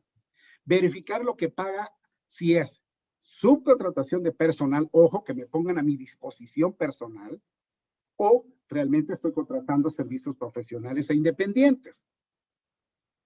Necesidades y obligaciones al capital. Bueno, pues las empresas al realizar una actividad mercantil siempre necesitarán del capital humano, siempre.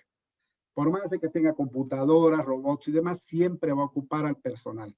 Requiere contratar al personal necesario para realizar su propia actividad, su giro, su preponderancia en su negocio. Desde operativos, ventas, administrativos, directivos. La contratación conlleva obligaciones contractuales, laborales y fiscales. En los distintos países existen cargas patronales, sociales y tributarias. En México, la PTU, que representa el 10% de la utilidad. Así es que en un negocio, nosotros cuando estamos con los clientes, prospectos o nuevos, lo primero, una de las preguntas que hacemos en las primeras entrevistas es, ¿cuál es tu margen de utilidad en tu negocio? ¿A qué te dedicas? ¿A la construcción? Bueno, pues seguro va del 7 al 14%. ¿Ok?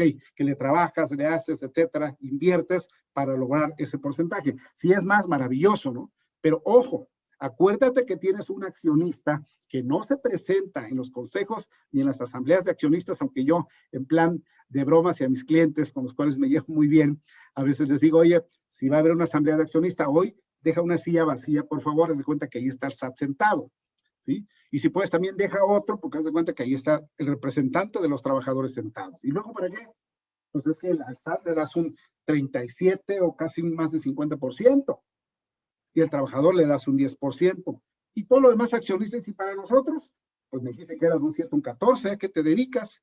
Es un análisis financiero. Por eso, conocer el valor financiero y fiscal de los negocios con su rentabilidad al paso de los años, o sea, cuánto hay de capital ganado y cuánto hay de capital aportado, es un elemento muy importante para verificar si tu negocio está siendo rentable, amén de esta distribución al SAT y de la distribución a los trabajadores. Y ya no digamos las demás contribuciones que se tienen que pagar en México, ¿no? Predial, el IVA, etcétera, etcétera, ¿no? Claro que el IVA es acreditable, pero si me convierto en consumidor final, pues lo tengo que absorber, ¿no? Impacto en carga patronal. Si hay subcontratación de personal, pues sabes que te cuesta la nómina, cuánto de porcentaje de esa nómina representa la carga patronal y la comisión que pagas. Y la pregunta es, ¿el 100% de la nómina, o sea, el 100% de la contraprestación, lo pagas vía nómina? ¿O pagas un porcentaje en forma indirecta en otra figura? Si no tienes subcontratación de personal, pues hacen la operativa y tienen los trabajadores, tienes el costo de la nómina y sobre eso pues tienes la carga social patronal. Pero no pagas comisión, no pagas IVA, no pagas nada. También la pregunta es, ¿todo lo que pagas a los trabajadores es con tu nómina directa o le pagas una parte por fuera también? Que es lo que no ha gustado a la autoridad, ni tampoco a los mexicanos, porque pues ahora sí que por ellos está sucediendo todo esto, ¿no? Si no se paga o no se pagaba el 100% vía nómina, ¿qué hacían? Pues tenían servicios triangulados. ¿Qué servicios soportan ese pago? ¿Se tiene evaluada y registrada la contingencia en su caso? Las vías alternas, sindicatos, cooperativas, seguros, planes privados de prestaciones, ¿cumplen fiscalmente? ¿Deben hacer algún cambio? Bueno, deben hacer algún cambio. ¿Están valorando el efecto de la cancelación de su contratación laboral con esta figura? Lo deben estar haciendo ahora. Alguien decía, bueno, ¿qué garantía le da a México y al gobierno y a los contribuyentes el que con esta reforma ya publicada, ya en vigor, se va a eliminar verdaderamente la subcontratación mala, por ponerle un adjetivo? ¿Qué garantía hay? ¿O habrá valientes que aún con todo tengan su registro y sigan trabajando así? Conocemos que uno de los entes que ocupa a la subcontratación de personal es el gobierno. ¿Qué va a hacer el gobierno con esta situación? Qué bueno que no salió ninguna disposición que tratara o que rozara con la inequidad en la norma fiscal que ahora estamos tratando. Es decir, que la autoridad hubiera dicho, todos los que le prestan servicios al gobierno no entran en esto, pues entonces estaríamos perdidos, porque ahí estaríamos ante un tema de inequidad y de desigualdad, por supuesto, ¿no? Así es que se deben analizar las vías y alternativas para optimizar y eficientar el pago de la PTU conforme a la ley, es la eficiencia correspondiente. Así es que dentro de las conclusiones que ahora, para que podamos ver si hay preguntas y ver ahorita cómo lo podemos analizar, es convivir con el nuevo ambiente en materia laboral. Las empresas tendrán que valorar los efectos de la entrada en vigor de las nuevas reglas en materia laboral y cumplir con esas obligaciones. Buscar las reglas que beneficien al patrón y a los trabajadores. Al paso de los años, ya lo decíamos, la buena relación entre los patrones y los trabajadores se verá reflejado en productividad, en lealtad y beneficios para el capital humano por haber colaborado en la empresa quizás por muchos años. Verá un saldo importante en su Afore, verá un saldo importante en su Infonavit, su pensión será la que corresponde a su verdadero salario, los servicios de salud, y siempre es buscar ser pues el mejor lugar para trabajar.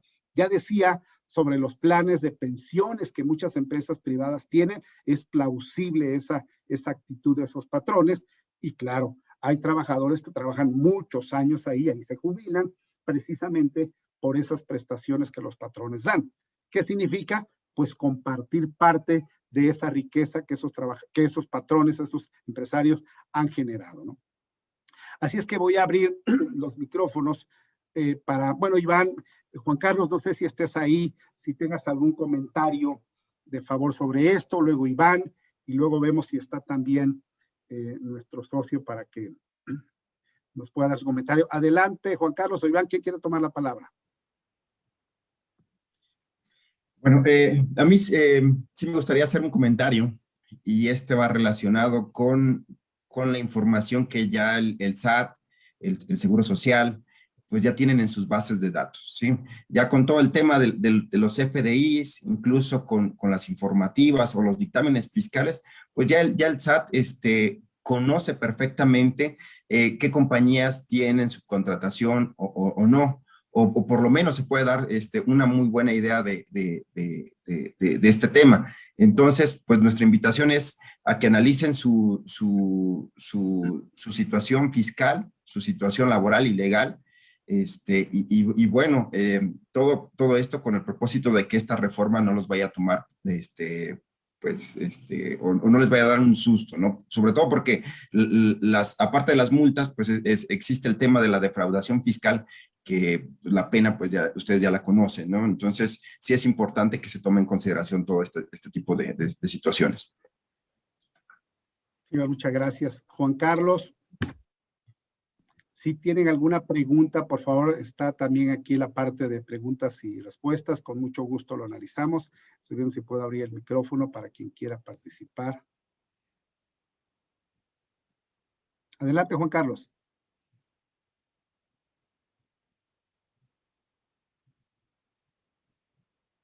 ¿Ya no está Juan Carlos? Se desconectó, me parece. Dice, ¿pueden dar ejemplos, por favor, de lo que sería un servicio profesional y no necesariamente cae en el supuesto de ser especializado y debe contar con registros ante la Secretaría del Trabajo? Ejemplo profesional y no necesariamente cae en el supuesto de ser especializado y debe contar con registro ante el servicio. Fíjense ustedes, los ejemplos que ponen a veces las autoridades o Prodicom además, me acuerdo de dos temas. Uno que decían, oye, pues lo más claro es el servicio de seguridad y yo el servicio de limpieza, ¿no? Decía, oye, pero a ver, tú contrataste a una empresa para que te proveyera personal y ese personal tú lo ocupas para que haga la limpieza en la empresa. Si es eso, entonces ahí es subcontratación de personal y va a seguir tus instrucciones.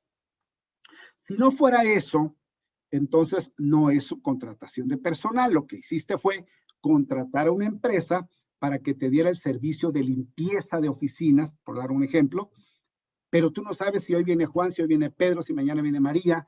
Lo que sucede es que la empresa, la que presta ese servicio, instruye, prepara, supervisa y revisa lo que hace su personal limpiando las oficinas. Entonces, antes de prestar el servicio, hace una inspección ocular y física de qué lugares va a limpiar, etcétera. Se pone de acuerdo con el contratante, le dice, pues de 8:30 quiero que me limpie esta oficina y que sea de derecha a izquierda y de aquí para allá. No sé quién lo vaya a hacer, pero así lo quiero. Y que mis papeles, perfecto. Y luego, después va para acá, okay, toma nota, prepara su personal y así se hace. Cumple con lo que acordaron en el contrato. ¿Qué es eso? ¿Es subcontratación de personal o es la contratación de un servicio independiente? Me parece que calificaría como un servicio independiente. Servicio de seguridad. Voy con la empresa de seguridad que es la capacitada, la adecuada para que me proteja, ¿verdad? O proteja la empresa. Entonces, está a mi disposición el personal y yo le instruyo, está subordinado, etcétera, y a la empresa que me la mandó simplemente le pago, pero ella no se mete en nada. Yo arreglo las cosas con ese personal o contraté un servicio de protección y seguridad con una empresa de seguridad donde ellos capacitan, ellos le dicen qué hacer. Y claro, yo le pedí el servicio de que me llevara de un lugar a otro o que estuviera fuera de la empresa y cuidando con todos sus lineamientos y protocolos de protección y ante seguridad pública. Y yo nada más veo que una semana llega una persona, otra semana llega otra, no investigo qué hace porque tampoco es investigar la vida de las personas por la cuestión de confidencialidad de la información. Así es que estoy contratando un servicio profesional de vigilancia o seguridad y no están subordinados a mí las personas. ¿Qué es? ¿Es su contratación de personal o es contratación de un servicio profesional independiente? Pues contratación de un servicio independiente. Ese tipo de temas. Ahora, quiero que me hagan una auditoría. Bueno, pues tengo que contratar una firma. Quiero que me hagan una revisión de impuestos. Pues contrato a Proactive para que venga. Son especialistas en ese tema. Amén de que pueda tener un contador adentro, que sí debe saber normas de información, impuestos y todo, pero quiero que me revisen. Bueno, pues ese es un servicio profesional. No estamos en la figura del on staff donde ponemos a disposición un trabajador y que aquel que lo contrató le diga qué hora llega, qué hace, cuándo sale, cuándo de vacaciones, etcétera. No.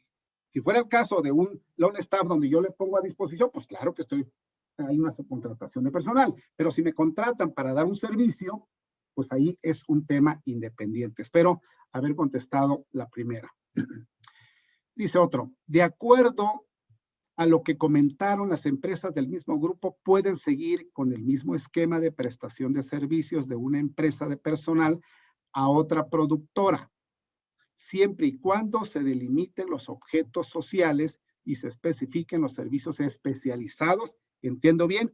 Claro, si esa insourcing, vamos a pensar, tiene 100 trabajadores, hace una clasificación y dice, oye, de estos 100 hay 15, pues que sí, son altamente especializados. Bueno, pues ahora se quedan allá. Y los otros 85, no, espérame, estos 50 sí hacen servicios en general y hacen servicios que tienen que ver con el giro de la empresa operativa.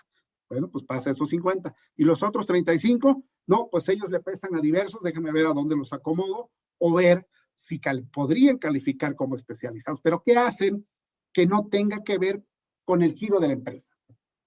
Entonces, ese es el tema que hay que razonar, pero sí, si cumplen con todos los requisitos y su registro ante la Secretaría del Trabajo, para adelante y puede seguir operando. Mi querido amigo Gerardo Hernández, en el caso de las cooperativas, se ha comentado, no está bajo los supuestos de la Ley Federal del Trabajo. Sin embargo, se entiende esta reforma afecta de forma igualitaria a las mismas.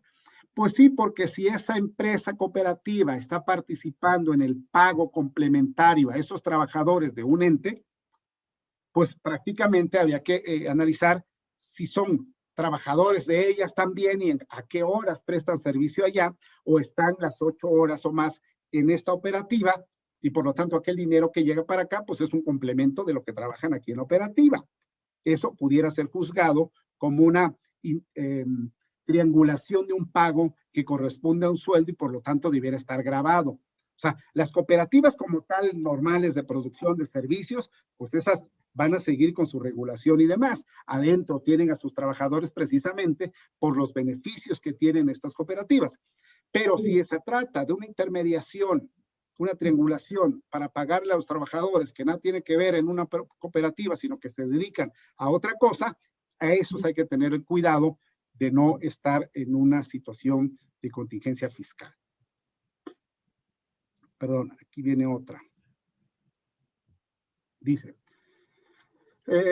si se tenía contrato con una empresa de outsourcing que me provee 100 personas, mira el ejemplo, 100 personas, de esas 80 prestan servicios ligados a mi actividad preponderante y los otros 20 dan servicios administrativos, debo contratar directamente a los 80 y los otros 20 pues ya no los contrato y que su empresa se registre como empresa que presta servicios especializados para que me siga dando ese servicio. Fíjense que ese ejemplo lo han puesto mucho en los distintos foros.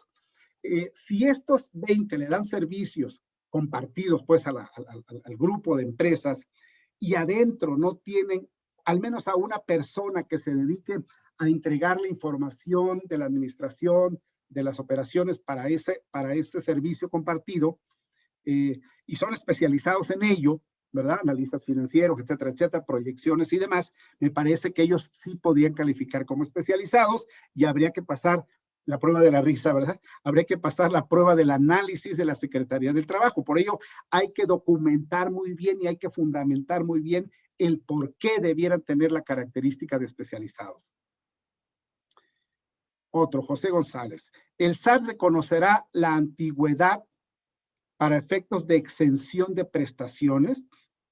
El SAT reconocerá la antigüedad para efectos de exención de prestaciones. Fíjense, si el patrón sustituto toma a todos los trabajadores y la propia ley la está obligando a reconocer todos los derechos adquiridos, ¿verdad? Por esa relación laboral, A contrario sensu es que obligándome la ley o incluso un contrato ley, pues estoy yo obligado y se convierte en una erogación estrictamente indispensable que en el momento del pago, o sea, la deducción, pero en el momento del pago, tengo que aplicar la disposición vigente en la materia de exenciones para la tributación de esa persona física.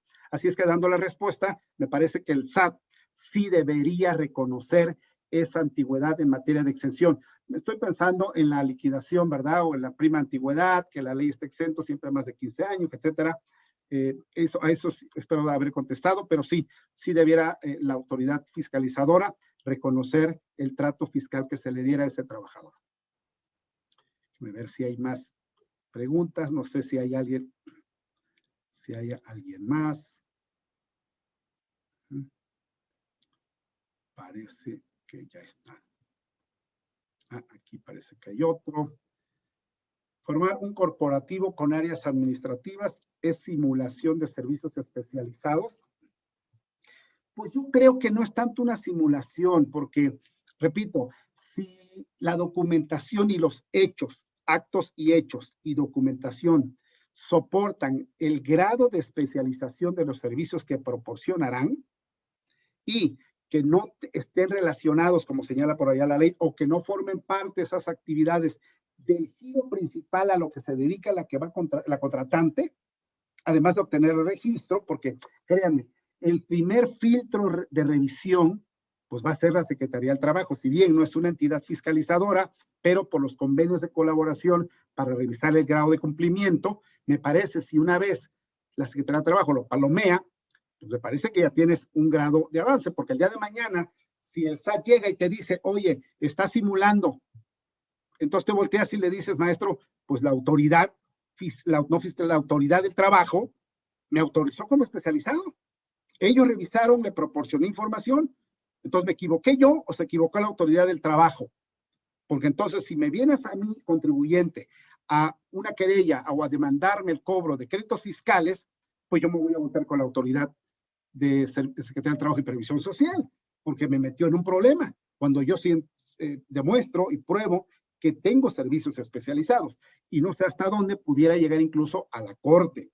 Así es que hoy la respuesta es, me parece que no es simulación, porque no es, recuerden que para tipificar un acto o un hecho jurídico como un fraude, pues hay que ver la intencionalidad que tiene ese actor, ¿verdad? ¿Qué intenciones tiene para actuar según él conforme a la ley, pero cuando realmente tiene una actitud de dolo, de fraude a la ley, y eso es lo que hay que analizar y en su caso castigar y penalizar, ¿verdad? Si no es el caso, sí, que estoy integrando un servicio, de servicio compartido, etcétera, y voy a documentar bien para ir al primer filtro, pues si me dicen sí y yo tengo todo el soporte, pues estoy dentro de lo correcto. Me faltará que el día de mañana lo que yo esté cobrando a mi parte relacionada, pues como saben, tiene que pasar la prueba de precio de transferencia, valores de mercado, pero dando respuesta puntual, me parece que no debiera ser una simulación. Otra, en el grupo tenemos una empresa que presta servicios administrativos hacia las operativas. Esta empresa prestadora deberá conseguir registro si no prestas servicios a terceros fuera del grupo. Bueno, la verdad es que aunque le prestes servicios a la propia entidad, lo primero, al propio grupo, repito, lo primero que hay que analizar es si se trata de una subcontratación de personal o se trata de una prestación de servicios profesionales o servicios independientes. A mí me parece que esto podría calificar como servicios independientes, no como una subcontratación de personal, pero hay que analizar cada caso. Sí, bueno. La otra. Los servicios corporativos, legal, fiscal, contraloría, marketing, etcétera, podrían calificar como servicios especializados para efectos de las empresas generadoras de ingresos, acotando objetos sociales.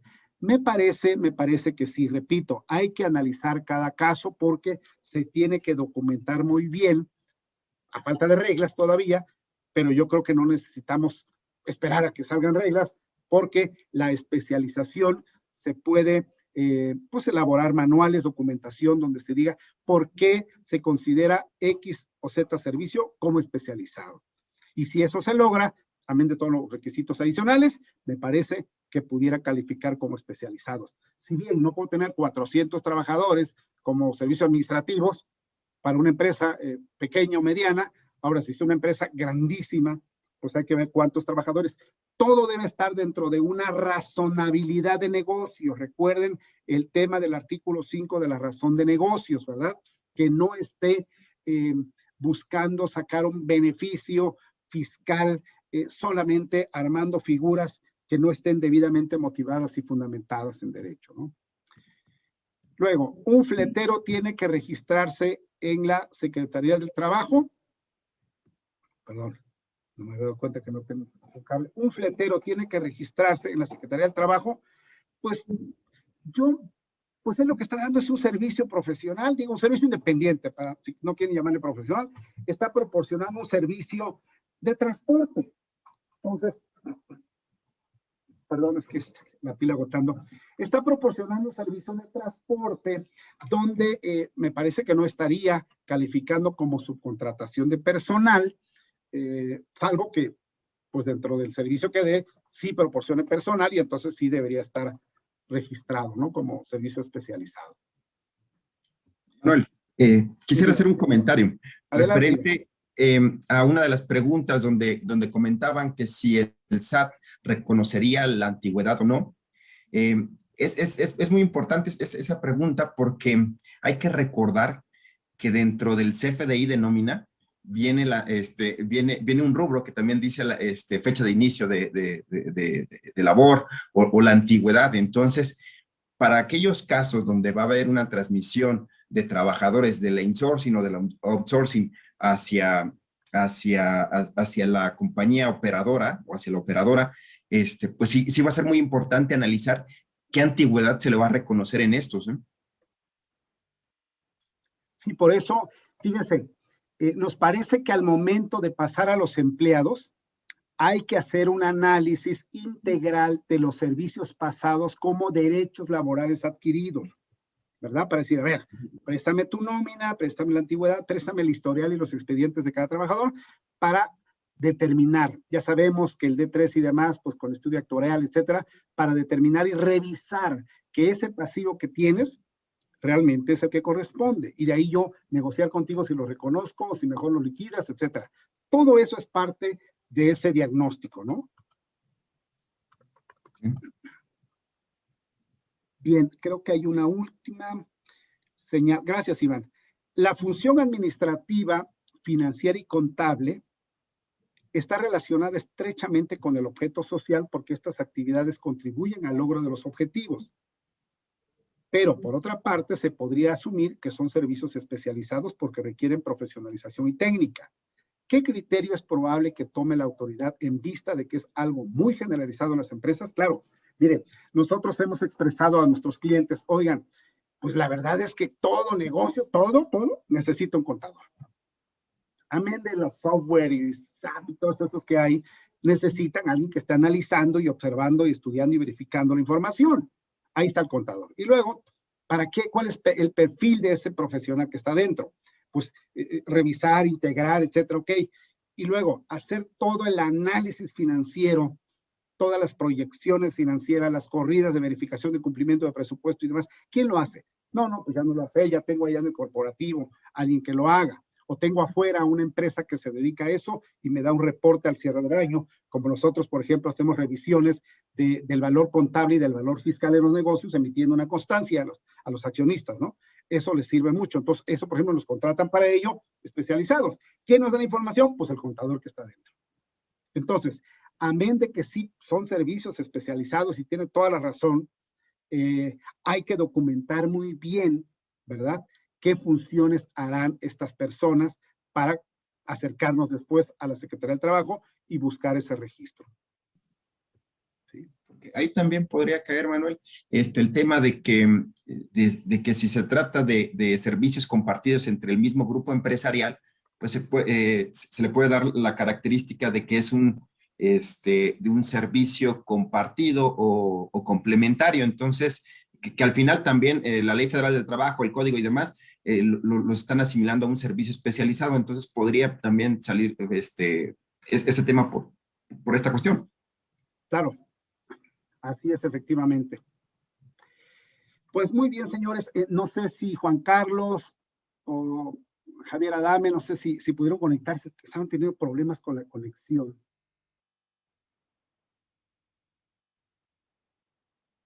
No sé si estén por ahí para ver si quieren dar su comentario. Pero bueno, creo que Juan Carlos ya no pudo conectarse. Muy bien, pues si ya no hay más preguntas, Iván, muchísimas gracias por apoyarme en este webinar adicional. Juan Carlos, muchísimas gracias también por apoyarnos con tu tiempo y en esta exposición. Ahí están los datos de nuestra firma. Si consideran que les podemos apoyar en este diagnóstico y análisis, lo haremos con muchísimo gusto. Ahora estamos al 100% metidos en este escenario. Gracias a todos los participantes. Estaremos en breve enviándoles otras invitaciones y esta presentación también, si gustan, se los podemos mandar. Si no, estará también en nuestro canal de YouTube. Por allá estarán y lo pueden volver a ver. Cualquier duda estaremos a sus órdenes.